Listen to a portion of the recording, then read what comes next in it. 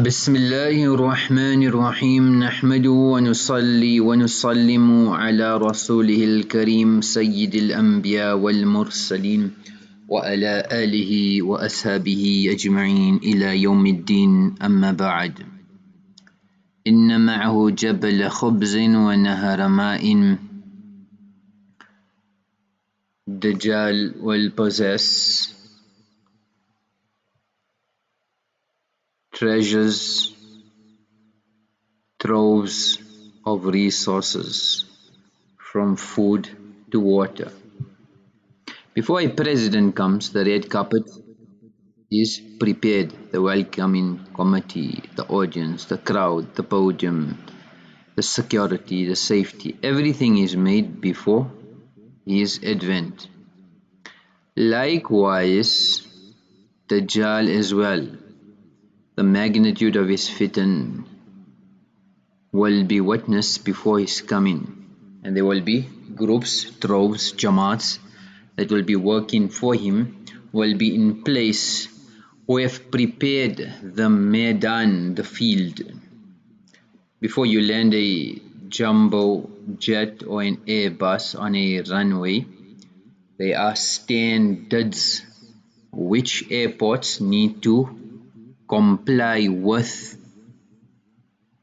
Likewise, the runway for Dajjal.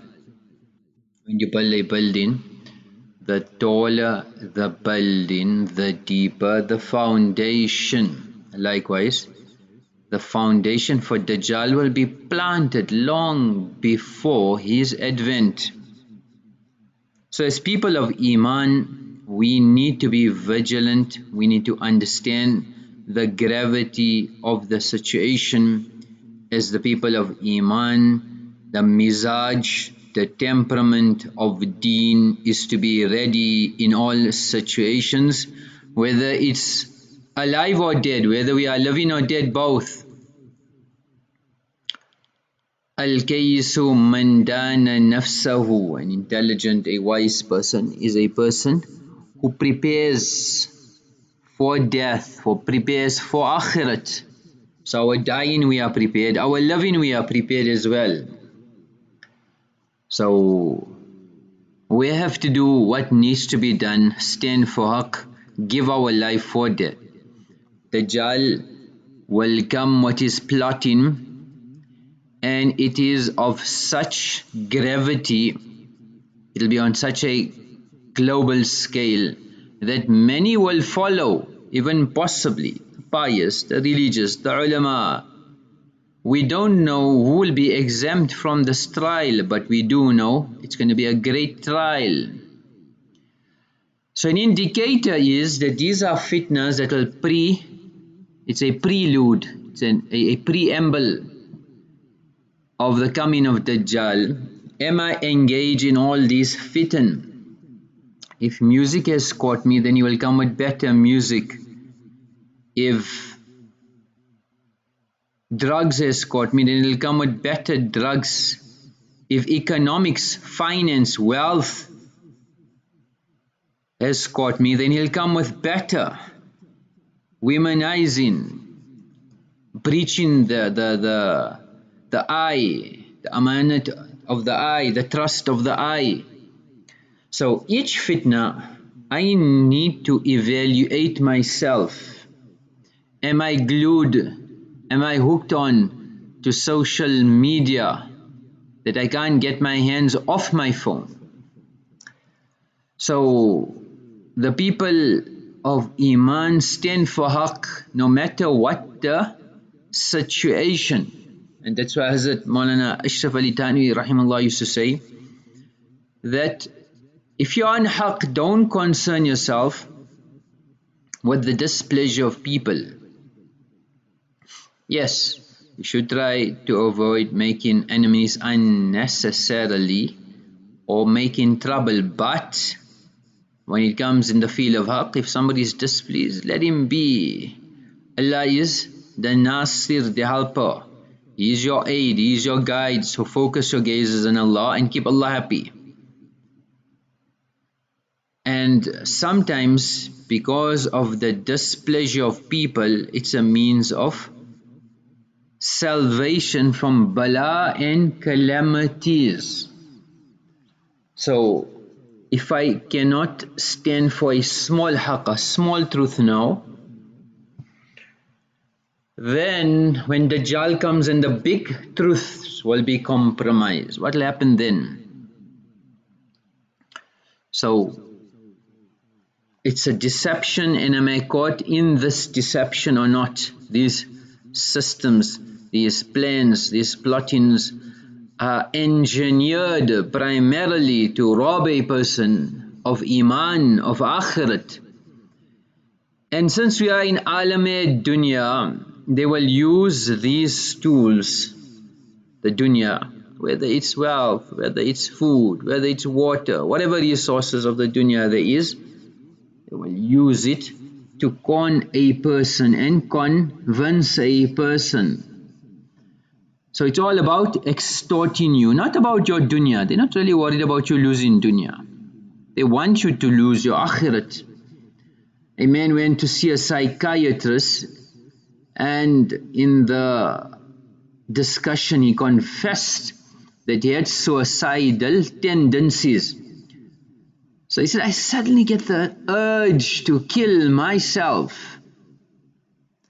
And I don't even know when these feelings occur, but it just randomly comes.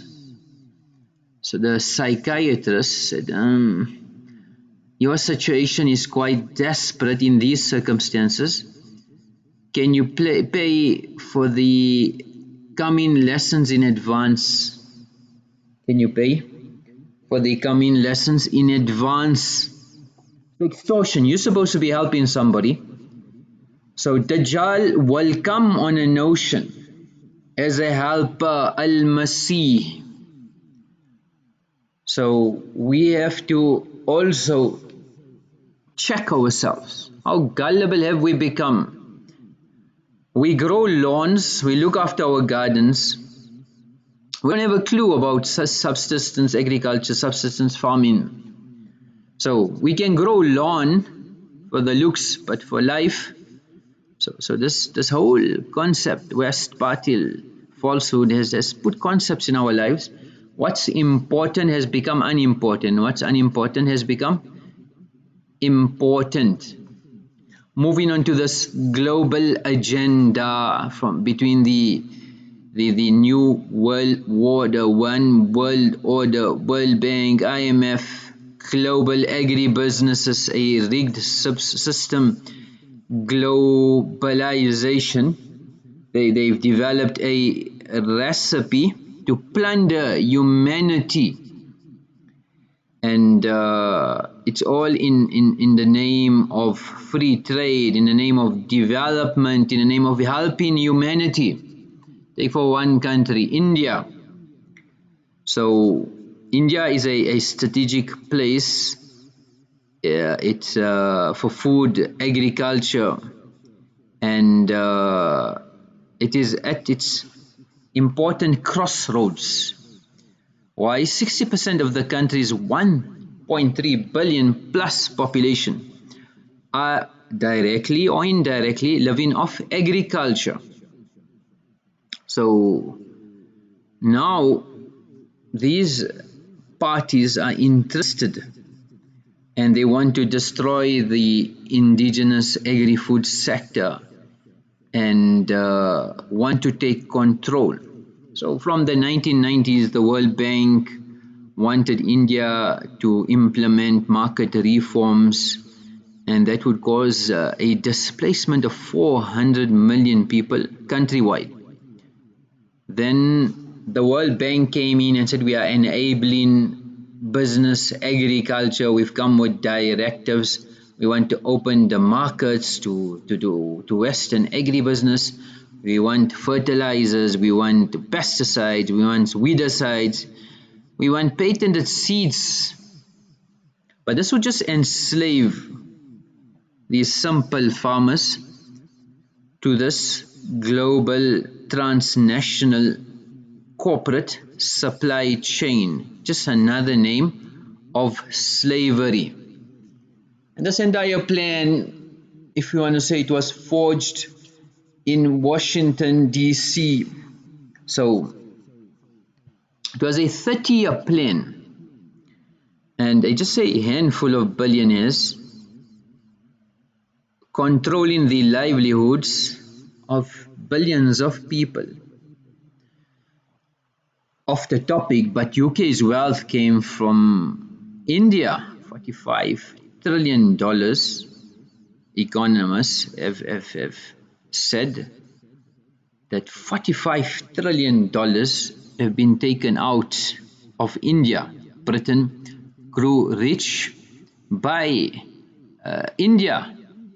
So the modern day East India Corporation is still there. The extortion is still there. It's just moved in a different form. If we look at a report that's from the World Bank report and data 2015, that India was the largest recipient of loans in the history of the World Bank.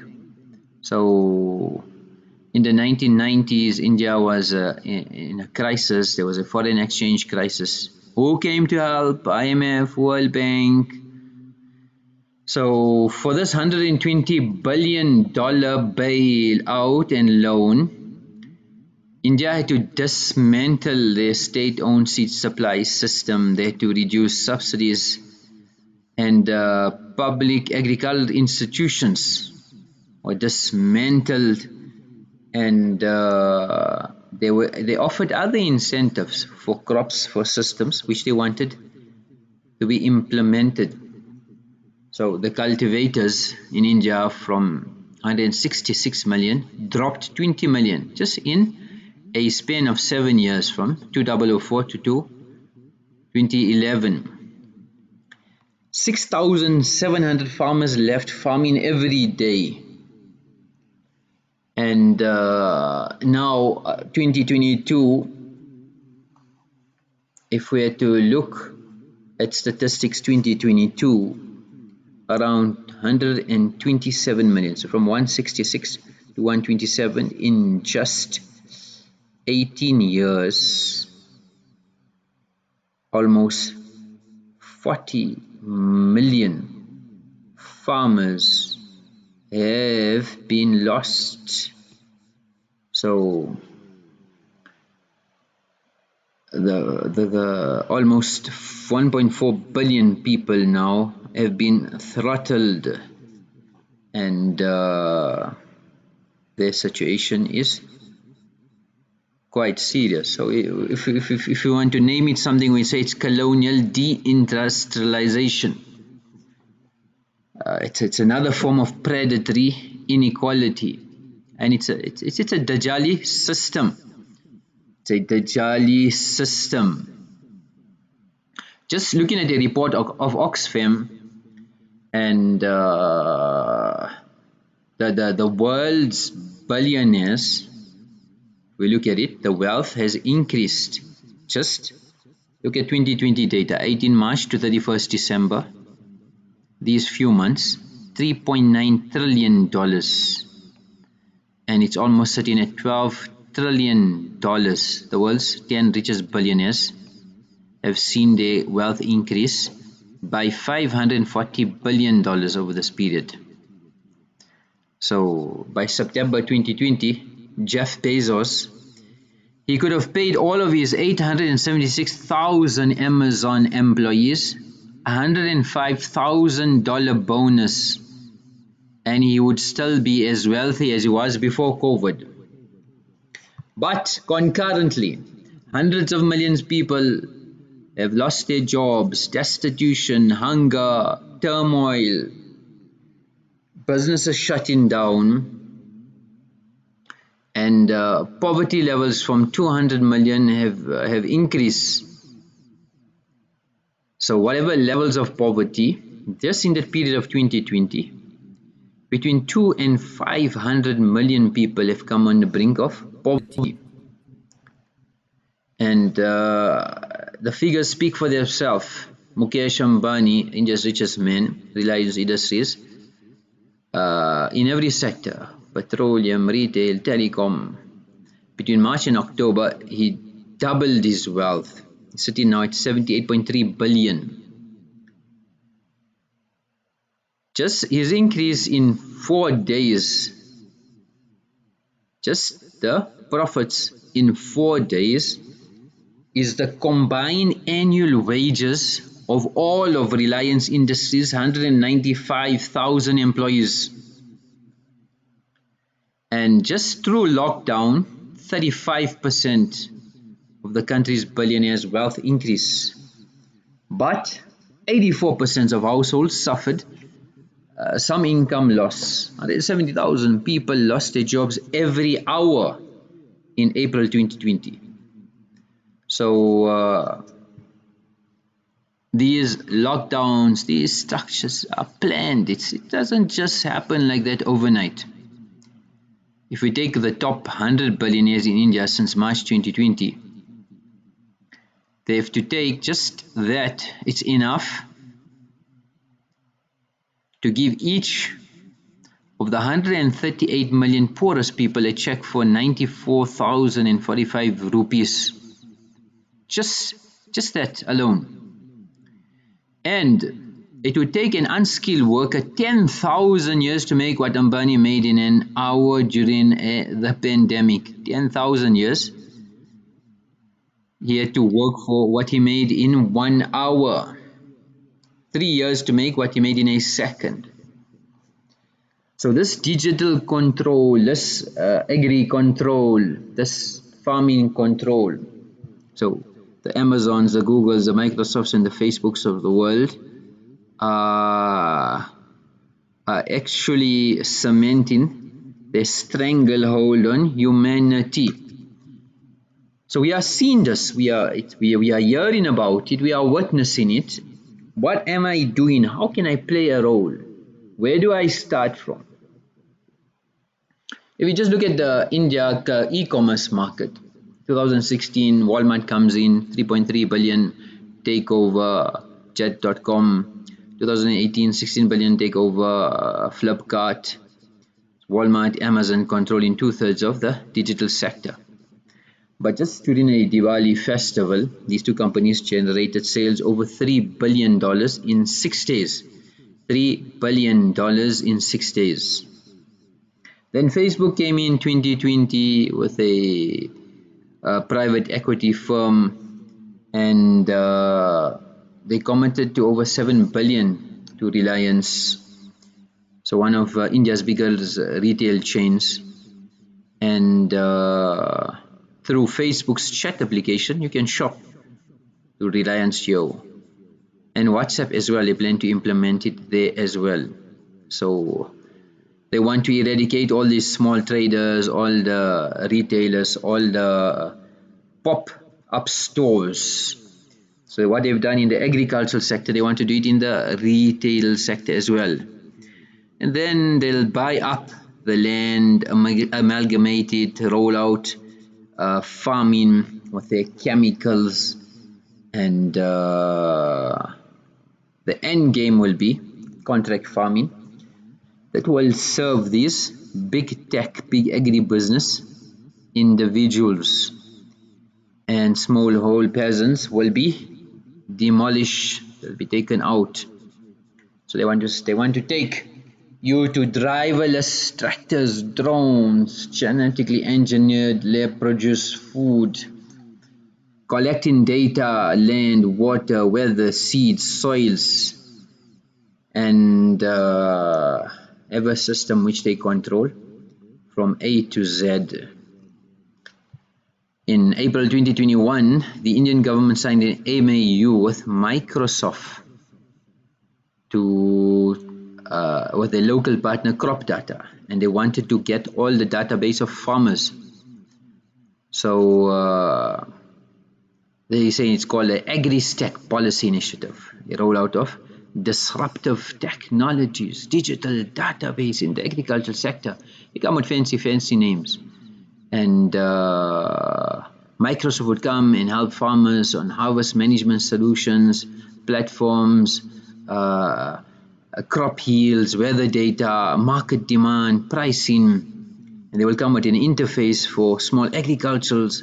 So your management system, your distribution system, and crop data was granted access to a government database of 50 million farmers and their land records.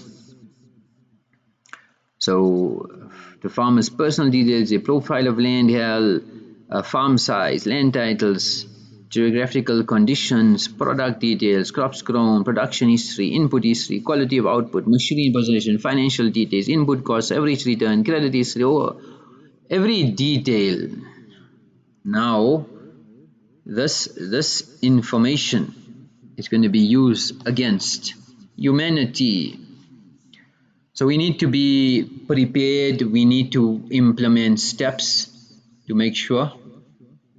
May Allah protect one and all. The amal for today is that to read salat with jama'at, and if you're on your way and you must salat with jama'at, ثم راها فوجد الناس, you made wudu, went to the masjid, found people read the namaz, آتاه الله مثل أجر من صلاها, Allah will give you the equal reward of those who read the salat. لا ينقص ذلك من أجورهم شيئا, there will be no decrease in the reward. May Allah subhanahu wa ta'ala give us tawfiq wa make it amal wa akhiru dawana alhamdulillahi rabbil alamin.